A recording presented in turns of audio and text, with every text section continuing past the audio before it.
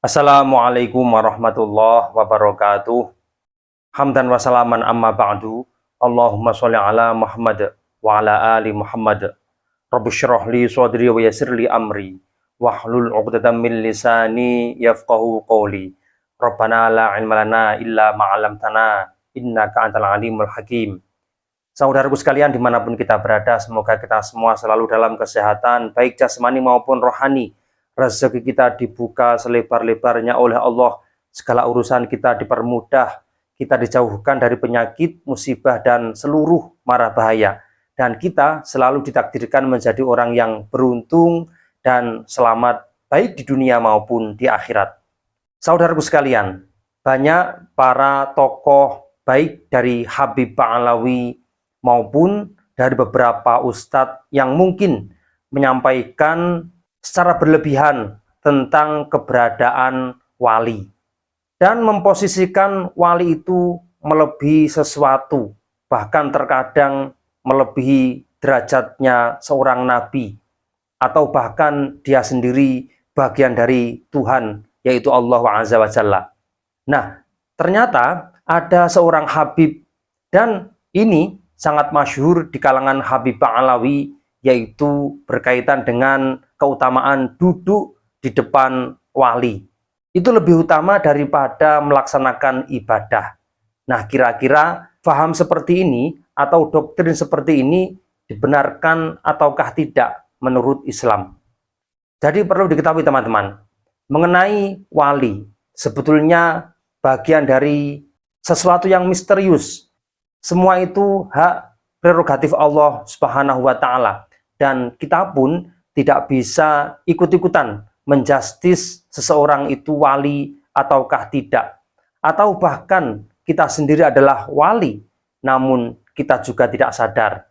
Yang sering kita dapatkan di cerita masyarakat ketika ada seseorang memiliki keahlian tertentu, memiliki kelebihan tertentu, mereka kemudian dinyatakan sebagai wali atau kekasih Allah.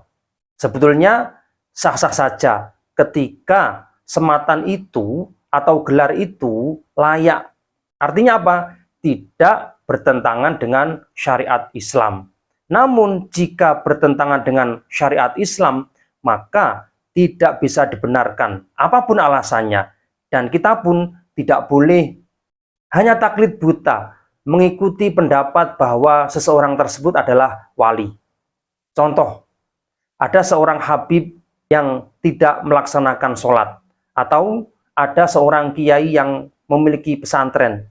Pada saat itu ada tamu mulai asar hingga isya. Mereka bercengkrama, ngobrol di ruang tamu, tidak melaksanakan sholat asar, maghrib, hingga isya. Kemudian sang tamu dan santri menganggap beliau adalah wali. Dan ketika ditanya, loh, beliau kok nggak sholat? Jawaban si santri karena husnudon atau berbaik sangka kepada sang kiai, oh, kita nggak tahu, beliau ternyata sholat di Makkah. Teman-teman, walaupun seandainya benar ada seseorang yang bisa melakukan teleportasi, yaitu memindah badan dari tempat satu ke tempat yang lain. Misalkan kita di Indonesia, kemudian bisa menghilang, lalu sholat di Makkah. Apakah kira-kira ini sah sholatnya? Sebagai contoh, misalkan sholat maghrib. Di Indonesia, waktu Indonesia Barat, sholat maghrib itu dilaksanakan saat ini antara pukul 17.30 hingga 18.30. Namun, ada seseorang yang mengklaim dia sholat di Makkah. Ini pun tidak bisa dibenarkan, teman-teman. Kenapa? Karena jarak antara Indonesia hingga Makkah antara 5 jam. Nah, ketika seseorang sholat maghrib atau waktu melaksanakan sholat maghrib di Indonesia, sedangkan di Makkah itu belum waktu maghrib. Artinya, klaim itu tidak bisa dibenarkan. Nah, oleh karena itu, teman-teman sekalian, siapapun yang mengklaim, baik dari kalangan Habib Ba'alawi atau dari kiai pesantren yang mengklaim memiliki karomah sehingga dia tidak melaksanakan syariat Islam, ini tidak bisa dibenarkan. Saudara sekalian, ada salah satu Habib Ba'alawi yang mengajarkan cinta kepada wali-wali Allah. Yang dimaksud wali di sini adalah para habaib dari Tarim, karena Tarim diklaim sebagai kota wali. Habib Abu Bakar bin Abdullah Al-Atos mengatakan, julusuka inda waliyin min awliyaillahi hayyin au mayyitin walau kahal bisyatin au kasyajji baydoh khairun laka min an ta'budallah min zawatil ardi kulliha au ila an taqatta'a adwuka irban, yang artinya dudukmu di depan wali di antara wali-wali Allah, baik wali itu masih hidup ataupun yang sudah meninggal dunia, yakni duduk di kuburan wali tersebut, walaupun selama kira-kira seseorang memerah susu kambing atau waktu di mana seseorang memecah telur atau mengupas telur, itu lebih baik daripada beribadah kepada Allah di seluruh muka bumi ini, atau beribadah sampai badan kita terpotong-potong. Ini lebih baik duduk di depan wali daripada melaksanakan ibadah seperti itu. Saudaraku sekalian, ini namanya disclaimer, yaitu mengklaim sesuatu yang tidak benar, mengklaim kehebatan seseorang yang tidak dibenarkan. Mengapa demikian? Karena segala sesuatu itu dikembalikan kepada syariat. Sebagaimana Syekh Al-Junaid Al-Baghdadi, salah satu ulama tasawuf, mengatakan bahwa segala sesuatu yang berkaitan dengan ilmu tasawuf dan ilmu kemakrifatan muqayyad bis sunnah, yaitu diikat dengan sunnah, diikat dengan syariah, sehingga semuanya berpijak pada Al-Quran dan hadis. Jika perilaku seseorang tersebut bertentangan dengan Al-Quran dan hadis, maka tidak bisa kita katakan sebagai wali. Misalkan ada seseorang yang tidak melaksanakan sholat, tidak berpuasa Ramadan, tidak mau melaksanakan ibadah-ibadah yang lain, tidak mau haji, maka tidak bisa kita katakan wali. Kenapa? Karena sudah keluar dari identitas agama Islam. Saudaraku sekalian, perlu diketahui bahwa syariat Islam itu merupakan identitas atau ikon. Kita bisa dilihat sebagai seorang muslim jika kita melaksanakan syariat Islam. Namun, jika kita mengaku sebagai muslim, lalu tidak melaksanakan sholat, maka sama halnya kita menghilangkan identitas Islam itu sendiri. Oleh karena itu, ini bisa menyebabkan kufur, menyebabkan kafir. Mengapa? Karena jahdun atau menentang terhadap ajaran Allah Subhanahu wa Ta'ala. Perlu diketahui, wali Allah dimanapun, sepanjang sejarah, misalkan Syekh Abdul Qadir Al-Jilani, selalu berpegang teguh kepada syariat Islam.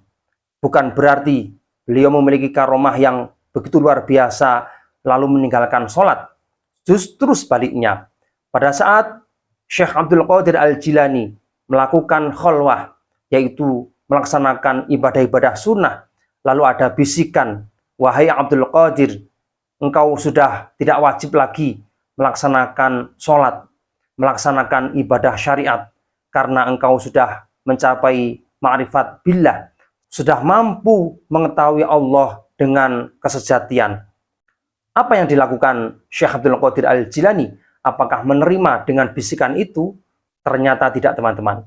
Justru beliau mengatakan, ihsa ya la'in, pergilah engkau, wahai makhluk yang terkutuk.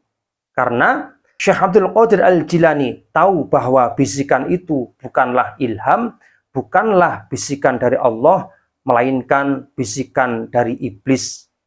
Karena seandainya itu bisikan dari Allah, tentunya tidak akan bertentangan dengan Al-Quran dan hadis. Sedangkan bisikan itu justru bertentangan dengan ajaran agama Islam. Oleh karena itu, untuk mengukur seseorang itu wali ataukah tidak, dikembalikan kepada seseorang tersebut.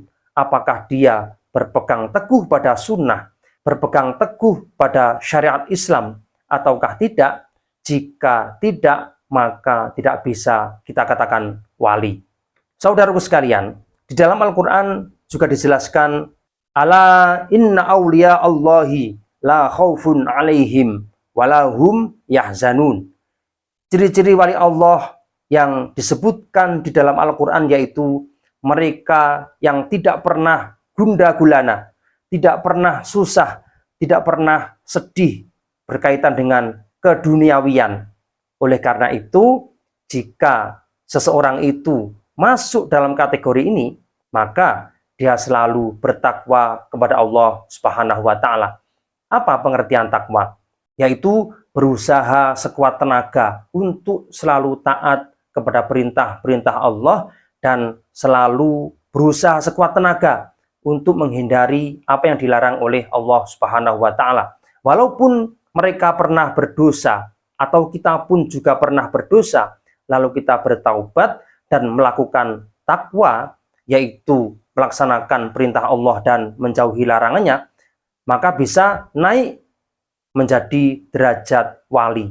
Sehingga siapapun di antara kita bisa menjadi wali tanpa harus memiliki label-label tertentu.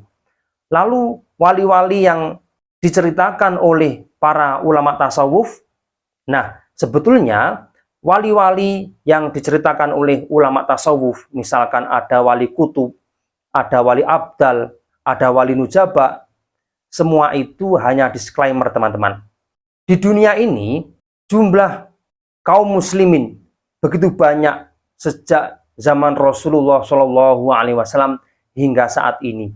Jika wali-wali itu hanya diduduki oleh beberapa orang, lalu yang lain mendapatkan apa? Padahal Al-Quran dan hadis tidak pernah menjelaskan adanya wali kutub, wali nujaba, wali abdal.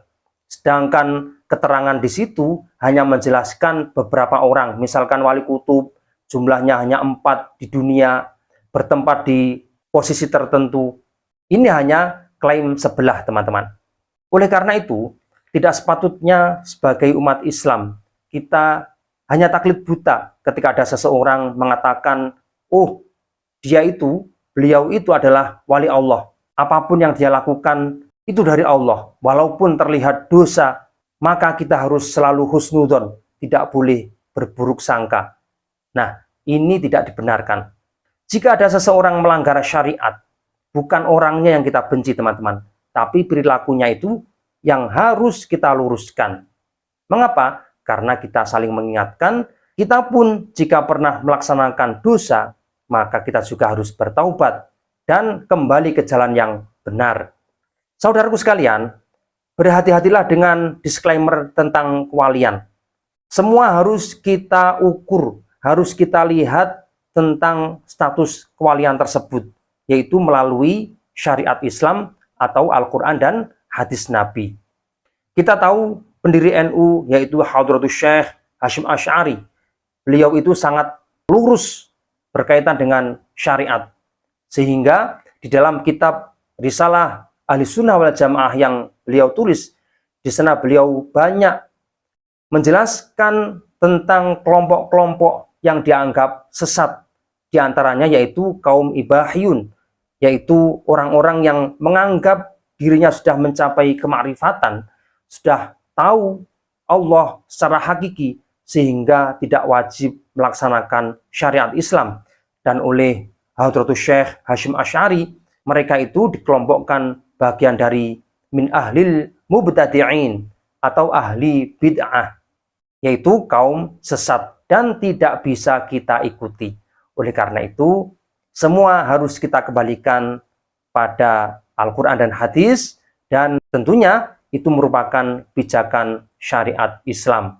Bukan karena dia sakti, kemudian memiliki karomah, lalu kita anggap wali, sedangkan dia tidak mau tunduk dengan syariat Islam. Kenapa? Karena syariat Islam adalah identitas kaum muslimin. Jika seseorang menganggap dirinya muslim atau mengaku sebagai muslim, maka wajib baginya menjalankan syariat Islam, siapapun dia, tanpa terkecuali. Dan kita pun semuanya bisa menjadi wali pada saat kita menjalankan ketakwaan kepada Allah Subhanahu wa Ta'ala. Jadi seperti itu. Sekian, semoga bermanfaat. Wallahu a'lam bishawab. Assalamualaikum warahmatullahi wabarakatuh.